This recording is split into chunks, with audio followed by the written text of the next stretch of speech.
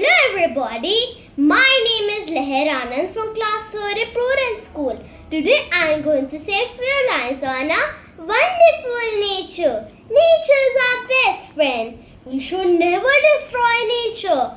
Without nature there would be no life on earth.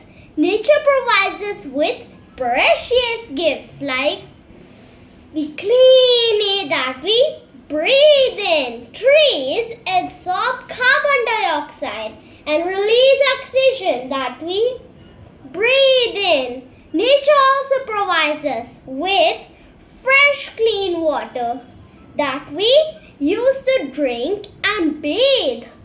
This water comes from natural water resources, from oceans, rivers and lakes. Nature provides us with the wonderful juicy fruits and scrumptious vegetables. These food items hold a lot of nutrition that we need. Nature also provides us with healing plants like neem. These plants are called healing plants because their property is to help us heal and recover quickly. So dear friends, we should cherish our nature and never destroy nature. Thank you.